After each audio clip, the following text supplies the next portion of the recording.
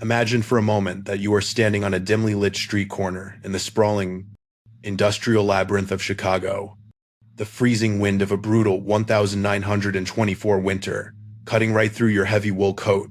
The city around you is usually a cacophony of roaring automobile engines, rattling streetcars, and the distant hum of jazz spilling out from illicit speakeasies. But tonight, this particular neighborhood is wrapped in a suffocating, unnatural silence. You are looking at a house that stands distinct from its neighbors, not because of its architecture, but because of the oppressive darkness that seems to radiate from within its walls, swallowing the light from the street lamps. Your instincts, sharpened by years of navigating the urban jungle, are screaming at you that something inside that silent home has gone terribly, irrevocably wrong.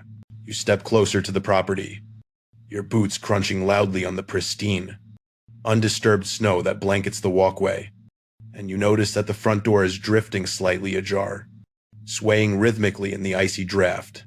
As you cross the threshold, leaving the safety of the outside world behind, the air inside feels stagnant and heavy, carrying a metallic scent that instantly triggers a primal alarm in your hindbrain. You reach for a light switch, your fingers trembling slightly, and as the yellow glow of the bulb floods the hallway, you are met with a sight so gruesome it defies comprehension. But before we unlock the doors to this forgotten house of horrors, please gently tap the like button, as it helps us share these dark mysteries with the world. To truly understand the magnitude of this tragedy, we must first immerse ourselves in the atmosphere of Chicago in the early 1920s, a city that was effectively the beating heart of a nation in flux. It was a time of unprecedented prosperity and dangerous excess, where the boundaries of morality were being tested every night in the underground clubs and the sprawling mansions of the new rich. However, far removed from the gangland violence of Al Capone and the glitz of the Loop, there existed quiet, leafy neighborhoods where the American dream was pursued with humble dedication. In these enclaves, families believed that their hard work and pious living created an invisible shield against the chaos that churned in the city center, a belief that would soon be shattered. Living in one of these peaceful sanctuaries was the unsuspecting family at the center of our nightmare, a household that was by all accounts the very definition of ordinary and respectable. The father, a diligent man named Arthur, was known throughout the community for his punctuality and his unwavering dedication to providing a stable life for his wife and children. He was the type of neighbor who would lend a hand without being asked, a man whose routine was so precise that people on his street could practically set their pocket watches by his morning departure. Arthur is the salt of the earth, the local grocer would often say to customers, a man who keeps his head down and does right by his kin. His wife, Eleanor, was the emotional anchor of the home, a woman whose days were filled with the endless, rhythmic chores of maintaining a household in an era before modern conveniences. She was beloved by the other women in the neighborhood for her gentle demeanor and her willingness to host Sunday gatherings that filled the street with the smell of roasting meat and laughter. The couple had 3 children, bright-eyed and full of the boundless energy that defines youth, their lives revolving around schoolwork, stickball games in the alley, and the strict but loving discipline of their parents. To the outside observer, this family was a fortress of stability, a perfect picture of domestic bliss that seemed impenetrable to the darkness. The house itself was a character in this story, a sturdy 2-story brick structure that symbolized the family's ascent into the middle class, filled with heavy oak furniture and lace curtains. It was a place where the floorboards creaked with the familiarity of daily life, where the walls absorbed the sounds of piano practice and heated debates over the radio broadcasts. It was meant to be a sanctuary, a place where the doors could be locked at night to keep the dangers of the world at bay. We built this house to last forever, Arthur had once proudly told a friend during a dinner party, a legacy for the children to inherit when we are gone. The week leading up to the event had been remarkably uneventful, with the cold weather keeping most residents indoors and limiting the social interactions of the neighborhood. The postman later recalled that the family seemed in high spirits, with nothing out of the ordinary to suggest that a storm was brewing on the horizon. The children were seen playing in the snow in the front yard, their laughter echoing off the brick facades of the adjacent houses, creating a memory of innocence that would later haunt everyone who witnessed it. It was the kind of deep, Comfortable normalcy that often precedes a catastrophic event, lulling everyone into a false sense of security. On the morning of the incident, the sun rose over a gray, steel-colored Lake Michigan, casting a pallid light over the frosted rooftops of the city. Neighbors observed the familiar rituals of the household, the milk bottles being collected from the porch, the smoke rising from the chimney as the furnace was stoked for the day. There was no indication of any intruders, no strange cars parked on the street, and no signs of distress emanating from the property. It was a Tuesday like any other, a day that promised nothing more than the routine struggles and small joys of daily existence. As the afternoon wore on, however, the sky began to darken earlier than usual, heavy storm clouds rolling in from the north to blanket the city in an untimely twilight. The temperature plummeted, driving people off the streets and into the warmth of their homes, leaving the sidewalks deserted and the neighborhood silent. Inside the house, the family gathered for their evening meal, the lights from the dining room casting long, warm shadows against the snowy lawn outside. It was a scene of intimacy and safety, a private world that was about to be violated in the most horrific way imaginable. The final interaction anyone had with the family occurred around 6:00 p.m., when a delivery boy dropped off a package and exchanged a few brief words with Eleanor at the door. He later reported that she seemed perfectly calm, even cheerful, tipping him a nickel and wishing him a safe journey home in the cold. "Stay warm out there, son," she had said with a smile. "The radio says a blizzard is coming tonight." Those would be the last recorded words spoken by any member of the family to the outside world. A final, mundane kindness before the silence descended. By 8:00 p.m., the wind was howling through the eaves of the houses, rattling windows and drowning out any noises that might have come from within the residence. The lights in the house, usually extinguished systematically as the family retired for bed, remained blazing in the downstairs parlor, a small anomaly that went unnoticed by the neighbors who were hunkering down against the storm. The stage was set, the players were in place, and the protective barrier between civilization and savagery was about to be shattered. The house stood waiting in the dark, a silent tomb holding its breath for the violence to come. Imagine for a moment that you are a patrol officer walking the beat in a quiet, snow-covered residential district of Chicago, the date being a freezing night in early 1924. The wind is howling off Lake Michigan, cutting through your heavy wool uniform like a knife, and the only light comes from the flickering gas lamps that cast long, dancing shadows against the brick row houses. You are used to the noise of the city, the distant rattle of the L trains, the roar of factories, and the boisterous jazz of the speakeasies. But tonight, this particular street is wrapped in a silence so profound it feels almost unnatural. As you turn the corner, your eyes are drawn to a single house where the front door is drifting aimlessly back and forth in the wind, banging softly against the frame with a rhythmic, wooden thud. Your instincts as a lawman immediately flare up, telling you that something is wrong. Because in this respectable neighborhood, people lock their doors tight against the winter chill and the roving eyes of criminals. You step off the sidewalk and crunch through the pristine snow, your hand instinctively drifting toward the service revolver at your hip, the cold metal offering a small comfort against the creeping dread. You reach the porch and push the door open fully, shouting a greeting into the gloom. But the only answer is the whistling of the wind and the settling groan of the house's timber. You strike a match to light the foyer lamp, and as the yellow glow floods the hallway, you see a sight that will haunt your nightmares for the rest of your life. But before we step further into this house of horrors, please gently hit the like button to help us tell this tragic story. To understand the sheer shock of this crime, we must first look at the family who lived within these walls. The Millers, who were considered the bedrock of their tight-knit community. Thomas Miller was a hard-working bank clerk who was known for his meticulous nature and his unwavering devotion to the rules of polite society. He was the kind of man who tipped his hat to every passerby and whose lawn was always manicured to perfection, regardless of the season. Thomas is a man of the clock. His neighbor later told reporters, with tears in his eyes, he leaves at 8 and returns at 6. Regular as the sunrise, there was nothing in his life that suggested danger. No gambling debts or illicit affairs. Just the steady rhythm of a good, honest American life.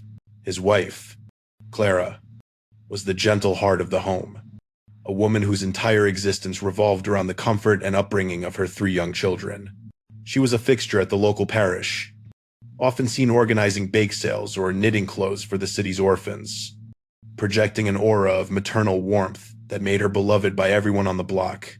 Her friends described her as a woman without a single enemy, someone who would invite the delivery men in for hot cocoa on particularly cold days. Clara didn't have a mean bone in her body. Her sister would later testify. She thought the best of everyone, and that was perhaps her only fault. It was this trusting nature that likely led her to open the door on that fateful evening. The 3 children, ranging in age from 5 to 12, were the vibrant energy that filled the large, 2-story brick house with laughter and the thumping of running feet. They were the pride of the neighborhood, bright-eyed and polite, often seen playing stickball in the alleyways or building snowmen in the front yard during the heavy winter months. The eldest, a boy named Robert, was a budding musician who practiced the violin in the parlor every evening, filling the street with sweet, melancholy melodies. To the neighbors, the Miller children represented the future, a promise of innocence that seemed safely tucked away from the gritty violence that plagued other parts of Chicago. The house itself was a symbol of the Millers' achievement, a sturdy fortress of red brick and oak that was meant to protect them from the outside world. It was furnished with heavy drapes, plush carpets, and the latest modern conveniences, representing the comfort of the rising middle class in the roaring 20s. It was a place where Sunday dinners were a sacred tradition, and where the doors were always locked at nightfall to keep the city's darkness at bay. "We feel safe here," Thomas had written in a letter to his brother just weeks before the incident. "It is a quiet sanctuary away from the madness of the Loop. But as we know, walls and locks are only as strong as the people who guard them." On the morning of the massacre, the day began like any other Tuesday, with the pale winter sun struggling to break through the heavy gray clouds that hung low over the city. The milkman made his rounds at dawn, noting that the empty bottles had been put out on the porch as usual, a sign that the domestic routine was functioning perfectly. Neighbors saw Thomas leave for work, buttoned up in his heavy coat, waving goodbye to Clara, who stood in the doorway holding their youngest child. It was a picturesque scene of domestic bliss, a final snapshot of normalcy that would be shattered before the sun rose again. There was no foreboding music, no ominous signs, just the quiet hum of a happy life. As the afternoon wore on, a heavy snowstorm began to roll in from the north, blanketing the city in white and driving people indoors to the warmth of their coal furnaces.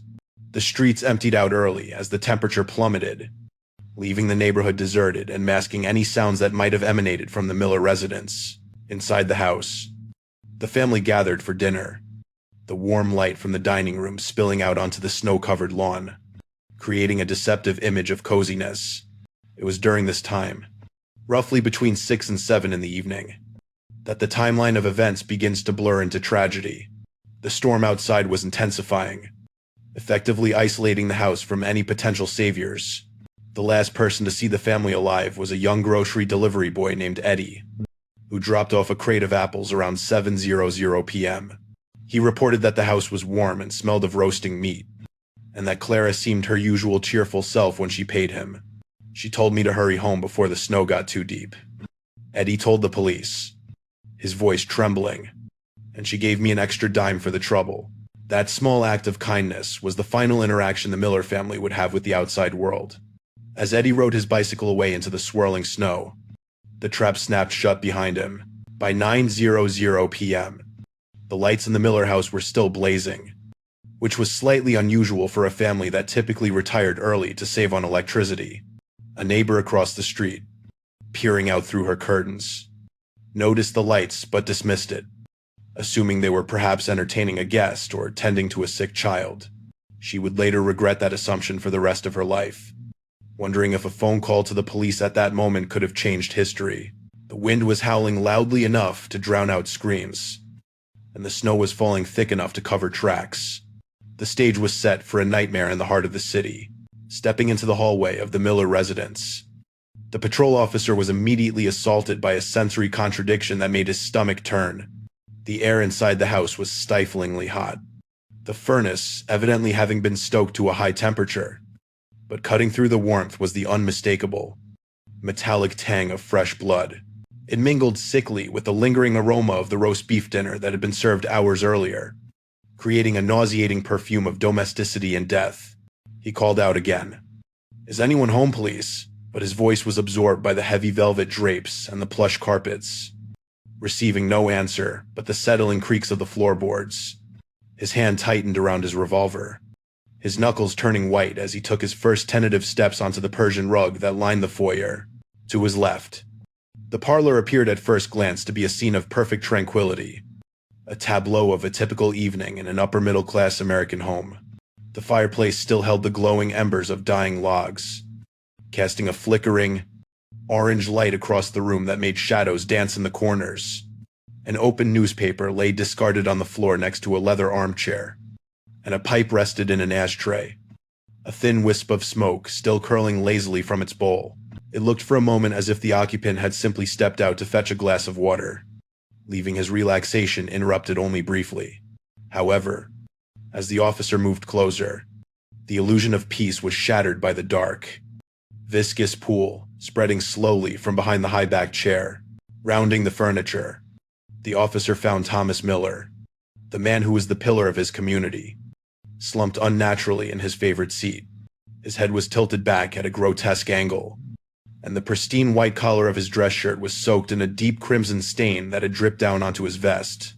There was no look of terror on his face, only a slack-jawed expression of absolute surprise, suggesting that the attack had come from nowhere. Swift and merciless, it was immediately apparent that there had been no struggle here. Thomas had been executed in the sanctity of his own home without ever rising to his feet.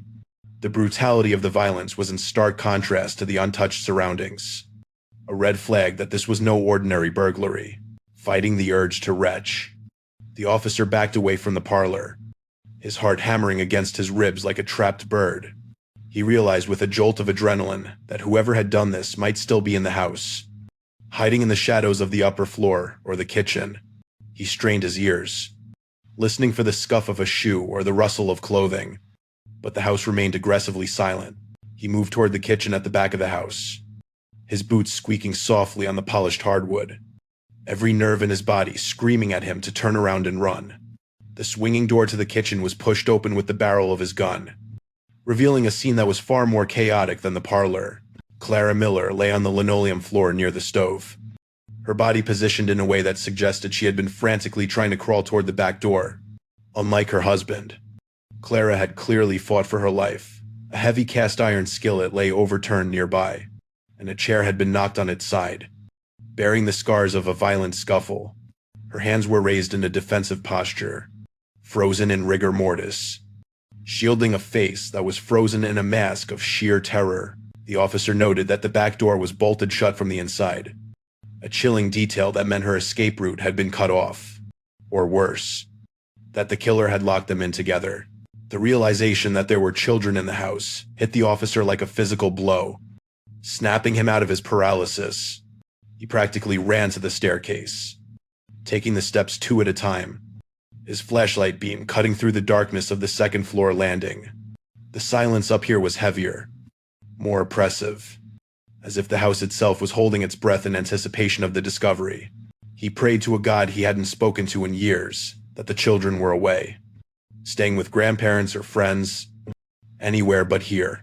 But as he reached the landing, he saw the door to the nursery standing wide open, a sliver of light from the hallway illuminating the foot of 3 small beds. Entering the children's room was a descent into a level of darkness that no amount of police training could have prepared him for. The 3 children were tucked into their beds, the covers pulled up to their chins as if they were sleeping soundly through the storm outside. For a fleeting second, the officer hoped they were merely unconscious, spared the horror that had unfolded downstairs. But as he stepped closer, the beam of his light revealed the dark stains soaking into the pillows and the unnatural stillness of their small forms. They had been taken in their sleep, robbed of their futures before they even had a chance to wake.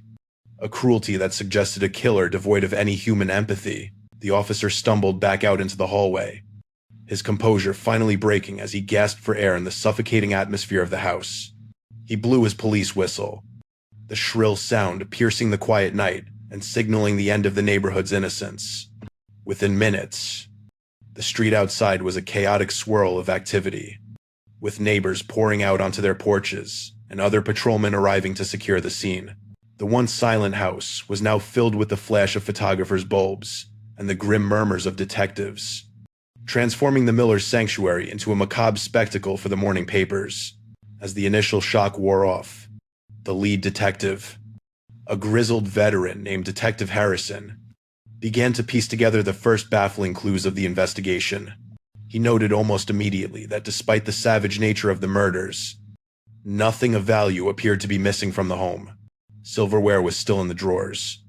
Thomas's wallet was in his pocket, containing a substantial amount of cash, and Clara's jewelry box sat untouched on her vanity. This was the second major red flag.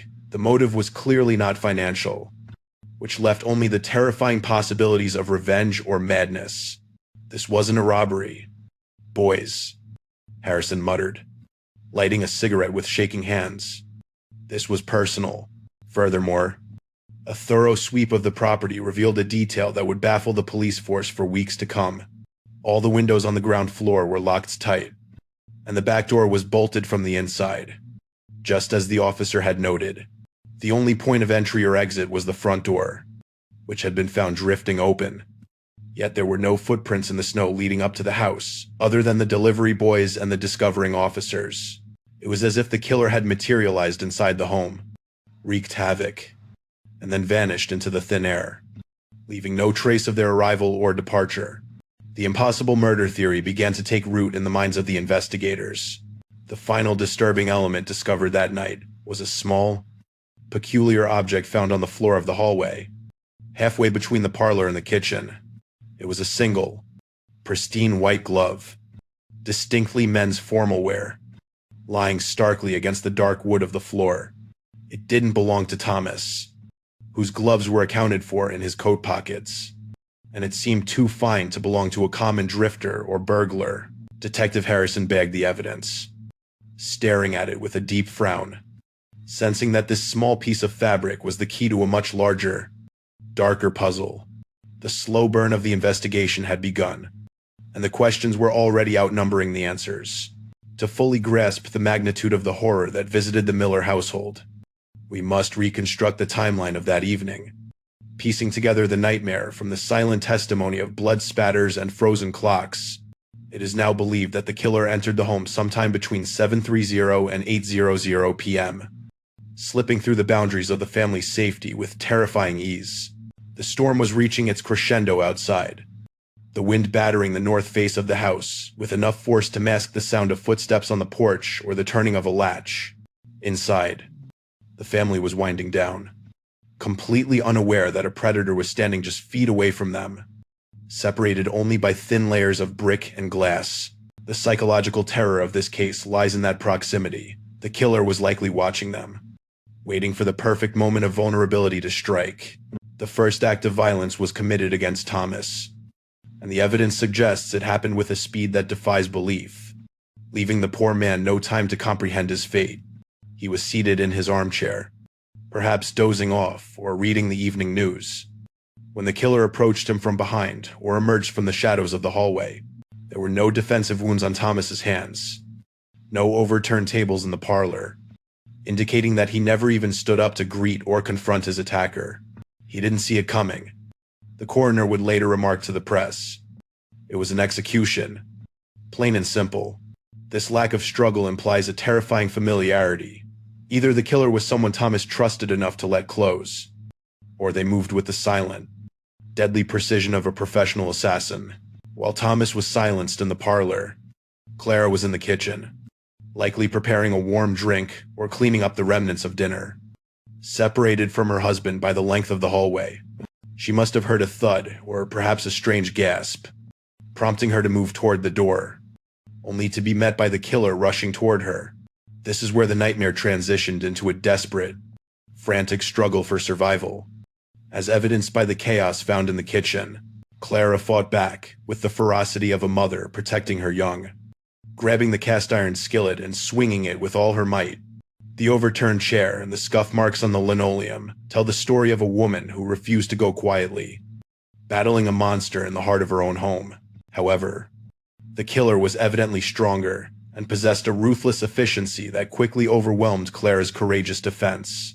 The struggle was violent but short-lived, ending with Clara collapsing near the stove, her eyes fixed on the back door that she had bolted shut with her own hands earlier that evening. The tragic irony was that the very security measure she had enacted to keep danger out had ultimately trapped her inside with it, with both parents incapacitated downstairs. The house fell into a heavy, ominous silence once more, leaving the three children upstairs completely unprotected. The storm continued to rage outside, its howling winds drowning out any last cries for help that might have escaped the walls. The most chilling aspect of the crime occurred next, as the killer ascended the staircase to the second floor, moving toward the nursery where the children lay sleeping.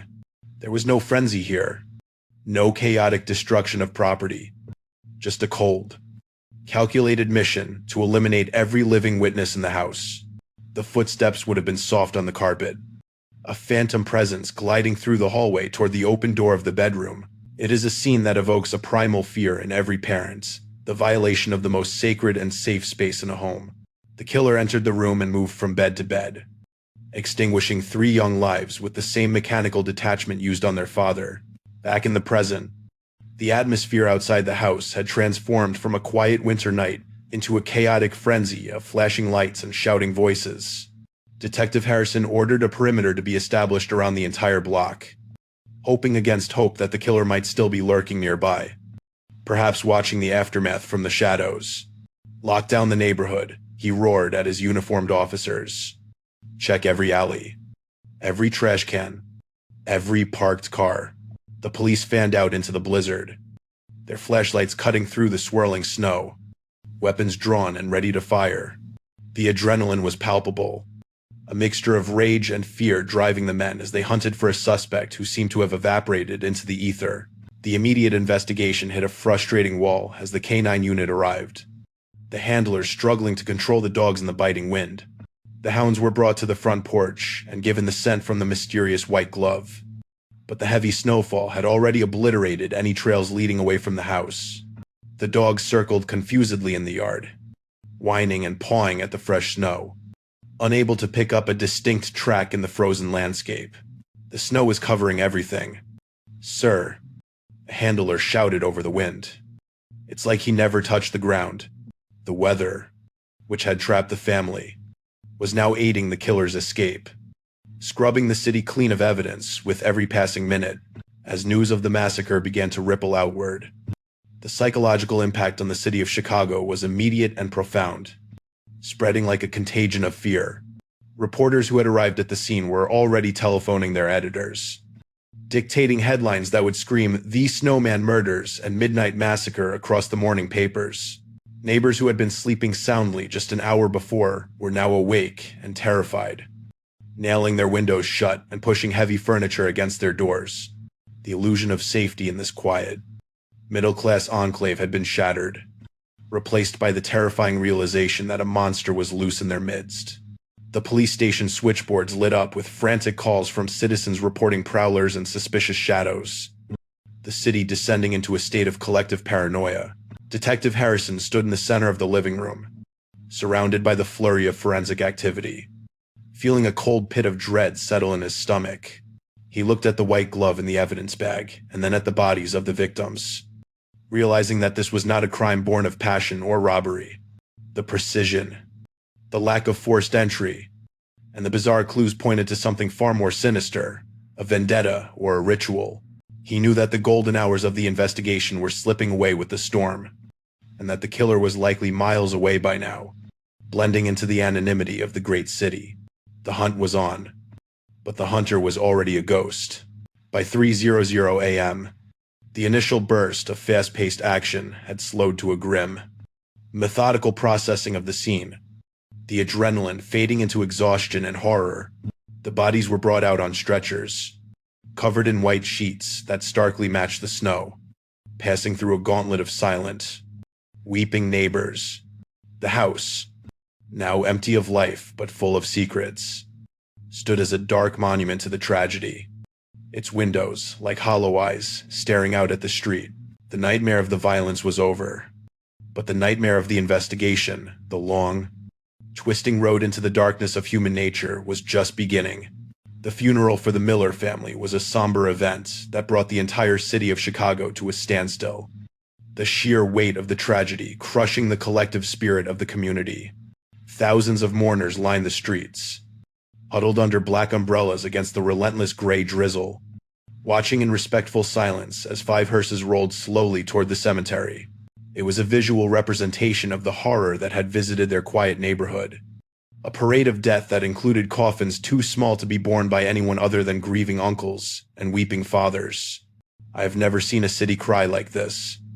The parish priest told the gathered crowd during the eulogy, his voice cracking with emotion. We are burying our innocents along with these poor souls. The public outcry was immediate and deafening, placing an immense burden on Detective Harrison to find the monster responsible. As the earth settled over the graves, the investigation pivoted to the cold, clinical environment of the morgue, where the coroner's report added a new layer of disturbing precision to the case. The autopsies revealed that Thomas and the children had been killed with a single, expertly placed strike to the heart using a thin, needle-like blade, likely a stiletto or a surgical instrument. Whoever did this knew exactly where to strike to cause instant death. The coroner explained to a pale-faced Harrison. There was no hesitation, no sawing, just one clean puncture. This detail ruled out a common thug or a drug-addled burglar. The killer possessed anatomical knowledge and a terrifying level of physical control. This was the work of a professional, a realization that made the blood run cold in the veins of every detective assigned to the case. Attention then turned back to the single white glove found in the hallway, the only physical object the killer had left behind in his wake. It was a high-end piece of haberdashery, made of the finest imported silk and stitched with a distinct pattern that pointed to a custom tailor in the downtown loop. Harrison traced the glove to an exclusive men's shop called the Gilded Thread, hoping for a breakthrough that would crack the case wide open. However, the shop owner, a nervous man adjusting his spectacles, crushed those hopes with a single sentence. I sold 50 pairs of these last month alone. Detective, he said apologetically, mostly to bankers, lawyers, and politicians attending the winter gala. The glove was a symbol of status, but it was not a fingerprint. It narrowed the suspect pool to the city's elite, a class of people who were notoriously difficult to investigate. The locked room aspect of the crime continued to baffle the best minds in the department, defying all logical explanations of entry and exit. Forensic experts went over the house inch by inch, confirming that the locks on the windows had not been tampered with, and that the back door was genuinely bolted from the inside. The only explanation was that the killer had either possessed a key to the front door or had been invited in by the family before the violence began. Harrison ordered a thorough check of Thomas's keyring, only to find that every key was accounted for in his pocket, and no spares were reported missing by relatives. It's like he was a ghost. A frustrated sergeant slammed his fist on the desk. He walked through the walls, did his business, and vanished. Desperate for a lead, Harrison ordered his men to tear the Miller house apart, looking for anything that might suggest Thomas was leading a double life. They pried up floorboards, checked behind the heavy oak wainscoting, and sifted through years of tax returns and personal correspondence. Finally, in a hidden compartment at the back of Thomas's writing desk, they found a small, leather-bound ledger that had clearly been concealed with great care. It wasn't a list of gambling debts or illicit lovers, but a log of strange, alphanumeric codes and a series of dates going back 3 years. This doesn't look like banking work, Harrison muttered as he thumbed through the pages. This looks like a code. The discovery suggested that the mild-mannered clerk was involved in something far more complex than anyone had imagined. Among the pages of the ledger was a single, folded piece of stationery, bearing no postmark and written in an elegant, flowing script that sent shivers down the detective's spines. The note was undated, but the ink looked fresh, and the message was cryptic, reading simply, "The north wind blows cold. Thomas, the debt of silence is due." It was a chilling confirmation that the murders were premeditated. a contract fulfilled for a transgression that Thomas had kept secret from his wife and the world. He knew, Harrison whispered, staring at the paper. He knew someone was coming for him, and he didn't run. This clue shifted the entire narrative from a random act of violence to a calculated silencing, but it raised a million more questions than it answered. The investigation expanded into Thomas's workplace at the bank, where detectives interviewed every clerk, manager, and janitor, hoping to find the link to the mysterious ledger. His colleagues were bewildered, painting a picture of a man who was painfully ordinary and risk-averse. The last person to be mixed up in a dangerous conspiracy. Thomas wouldn't even jaywalk, his supervisor insisted, wiping sweat from his brow. He was terrified of breaking the rules. Yet, the ledger proved that Thomas was hiding something, perhaps laundering money or keeping records for a powerful syndicate. But without a key to the cipher, the numbers were just ink on paper, a taunting puzzle that mocked the police's inability to solve it. Weeks turned into months, and the initial frenzy of the investigation began to bog down in a mire of false leads and dead ends. A man in a gray coat, reported by a neighbor, turned out to be a harmless doctor making a house call down the street. A suspicious vagrant found with a knife was cleared when the weapon didn't match the wounds. The public, initially supportive, began to turn on the police, with newspapers publishing scathing editorials about the department's incompetence. The Chicago police are chasing shadows while a butcher walks free, one headline screamed, reflecting the growing anxiety of a city that felt unprotected. Harrison felt the weight of every failure, his eyes growing dark with lack of sleep, the image of the dead children haunting his every waking moment. The pressure from the mayor's office became suffocating, with demands for an arrest, any arrest to calm the jittery public and restore order. Harrison refused to pin the crime on a scapegoat, knowing that the true killer was a predator of a different breed, someone intelligent and patient. He spent his nights in the precinct, chain smoking and staring at the crime scene photos, trying to get into the mind of the man who wore white gloves to a massacre. "He's laughing at us," Harrison told his partner one rainy night. He left that glove not by mistake, but as a calling card. The detective was beginning to lose his objectivity, consumed by a darkness that threatened to swallow him whole. Eventually, the resources were pulled. The detectives were reassigned to fresher cases, and the Miller file was moved to the bottom of the stack. The house on the quiet street remained empty, boarded up and shunned by the neighborhood, a decaying monument to the unsolved horror. Children would cross the street to avoid walking past it, whispering stories about ghosts and the man with the white hand. For Detective Harrison, the case became a personal purgatory, a reminder of the evil that could exist behind the most respectable facades. He knew the answer lay in that ledger, but the key to unlocking it seemed to have died with Thomas Miller. As the first anniversary of the murders approached, a sense of hopelessness settled over the investigation, burying the truth under a layer of time and apathy.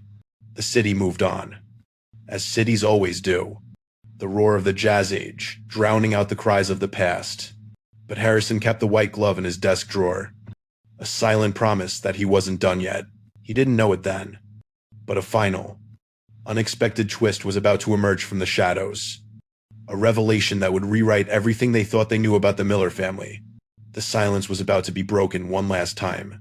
5 years had passed since the snow had washed away the blood of the Miller family, and the city of Chicago had transformed from a booming metropolis into a desperate landscape ravaged by the Great Depression. Detective Harrison, now retired from the force and living a solitary life on a meager pension, still found his mind drifting back to that frozen living room whenever the wind howled against his window. The case had officially been designated as insoluble by the department, a dusty file buried in the basement archives, destined to be forgotten by everyone except the man who had looked into the dead eyes of the children. However, as is often the case with secrets, the truth has a way of surfacing when the world least expects it, usually when the damage has already been done. The break in the case came not from a brilliant piece of detective work, but from the bureaucratic machinery of a failing bank in the downtown district. A lawyer contacted Harrison in the winter of 1929, informing him that a safety deposit box rented under a pseudonym linked to Thomas Miller had expired due to lack of payment. We found a letter addressed to the police inside. The lawyer explained over the crackling telephone line. And your name was listed as the primary contact if anything were to happen.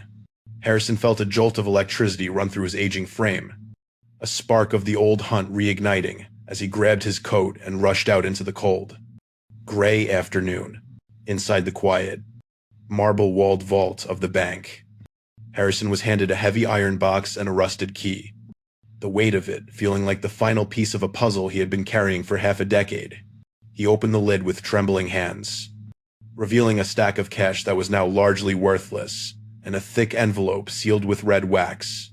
Tearing open the letter, he recognized the elegant, flowing script immediately as the handwriting of Thomas Miller, the man who had been portrayed as an innocent victim. As he read the first few lines, the image of the boring, law-abiding bank clerk dissolved, replaced by a portrait of a man who had been dancing with the devil. The letter was a confession, written just days before the massacre, detailing Thomas's secret life as a money launderer for one of the city's most ruthless criminal syndicates. He had used his position at the bank to wash illicit funds for a group that predated the rise of Capone, earning a small fortune in commissions, which he used to buy the house and the lifestyle his family enjoyed. I thought I was smart enough to skim off the top, Thomas wrote, his words dripping with regret. But they count every penny. And now they're sending the cleaner to balance the books. The debt of silence mentioned in the ledger was not a metaphor. It was a literal death sentence for stealing from thieves. The identity of the killer was finally revealed in the final paragraph of the letter, a name that made Harrison's blood run cold. Julian, the Surgeon Vane.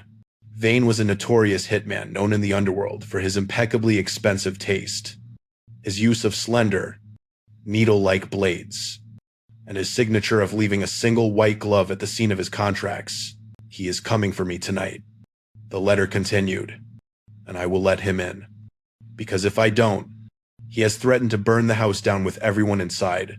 The mystery of the locked room was solved in a heartbreaking instant. There was no break-in because Thomas had opened the front door and invited his executioner into the parlor. Harrison sat in the vault for a long time, the silence of the bank pressing in on him as he processed the magnitude of Thomas's betrayal. The man had not only brought the darkness into his home, but had welcomed it with a handshake, hoping naively that he could negotiate for the lives of his wife and children. The tragedy was that Vane, true to his reputation as a sociopath, had no intention of leaving any witnesses, viewing the elimination of the family as merely part of the job. The impossible murder was simply a grim business transaction that had gone exactly according to the villain's plan, facilitated by a father's desperate and fatal error in judgment. Seeking a final sense of closure, Harrison used his old police contacts to track down the fate of Julian Vane, hoping to perhaps see the man face a jury for his crimes. The search was short-lived. However, as records showed that Vane had been gunned down in a rival gang ambush just 3 months after the Miller murders. He died in a gutter, shot 6 times in the back. An old colleague told Harrison over a cup of coffee. They buried him in a pauper's grave with no name. There would be no trial, no public execution, and no justice for the Miller children. The universe had balanced the scales in its own violent, indifferent way. The realization left Harrison with a hollow feeling, a sense that the evil which had destroyed the Miller family was just a small, insignificant part of a vast, churning cycle of violence. He visited the cemetery one last time, standing before the 5 headstones that were now weathered by years of wind and rain. He thought about Clara, who had fought so bravely in the kitchen, never knowing that her husband's greed was the weapon that killed her. I know the truth now, Harrison whispered to the cold stone. But it doesn't change a thing, does it? He left the white glove, which he had kept all these years, on Thomas's grave, a final symbol of the pact that had doomed them all. The house on the quiet street remained standing for decades, gaining a reputation as a cursed place where lights would flicker on and off, and the sound of a violin could be heard on stormy nights. It was eventually demolished in the 1,950 seconds to make way for a new highway. The bricks and memories ground into dust and paved over by the march of progress. But for the older residents of the neighborhood, the empty lot remained a scar, a place where the snow seemed to fall a little heavier and the wind blew a little colder. It served as a grim reminder that the most dangerous monsters aren't the ones hiding under the bed, but the ones we invite through the front door. Today, the story of the Miller family serves as a chilling cautionary tale about the fragile facade of the American dream and the secrets that can rot a home from the inside out. We look at old black and white photos of smiling families and assume their lives were simpler, safer, and more innocent than our own. But as we have seen, darkness is timeless, and it can wear a suit and tie just as easily as it wears a mask. As you lock your doors tonight and check your windows, ask yourself, do you truly know the person sleeping in the room next to you? Or are they, like Thomas Miller, hiding a ledger that is about to come due?